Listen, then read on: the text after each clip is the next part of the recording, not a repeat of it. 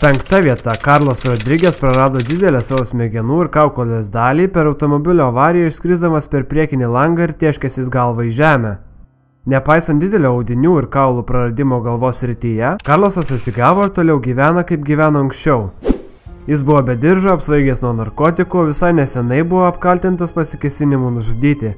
Gal ir nėra labai gerai, kad natūrali atranka šį kartą nesuveikė. 4. vieta. Anna Bagenholm.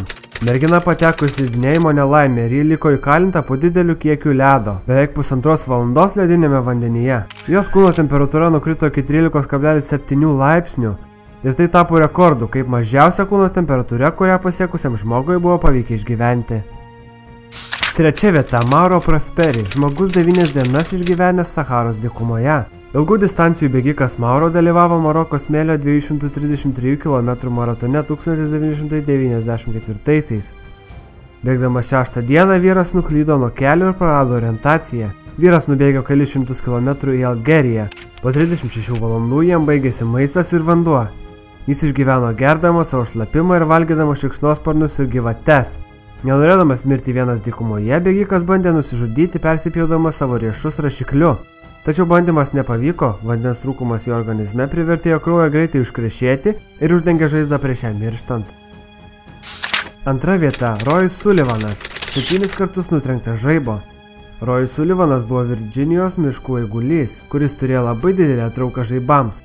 Per 26 karjeros metus į Sullivaną žaibas trenkė net 7 kartus. Ir visus juos jis išgyveno, o jo 7. nutrenkimas jį įrašė į Gineso rekordų knygą. 1942-aisiais į vyrą žaibas trenkė pirmą kartą, tiesiai į jo koją, nuo kurio buvo nuplėštas jo pėdos pirštų nagas. 1969-aisiais antrasis smūgis nudegino jo antakius ir paliko gulėti vyrą be sąmonės. Trečiasis žaibas 70-aisiais nudegino Rojaus petį. Per 4. kartą smūgis uždegė Rojaus plaukus, o jis buvo priverstas galvą kišti į vandens pilną kibirą. 73-aisiais žaibo smūgis pradegino vyro kepurę ir kirto į galvą, vėl uždegdamas jo plaukus.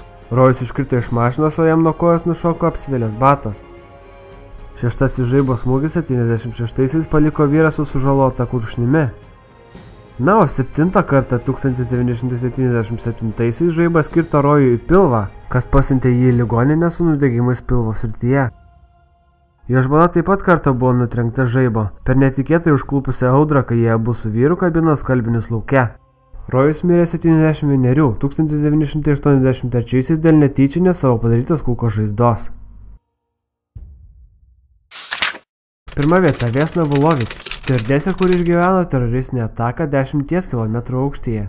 Sausio 26 1972 Jugoslavijos oro linijomis iš Kopenhagos į Belgradą skrido lėktuvas su 28 keleiviais ir personalu.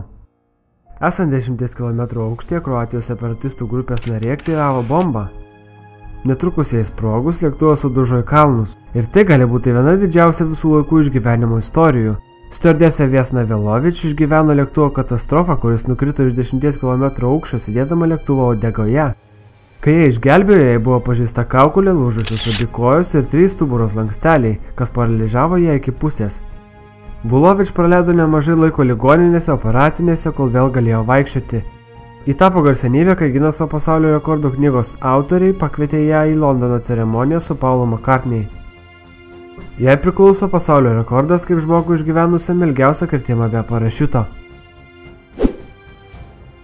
Ačiū, kad žiūrėjote ir iki kito karto.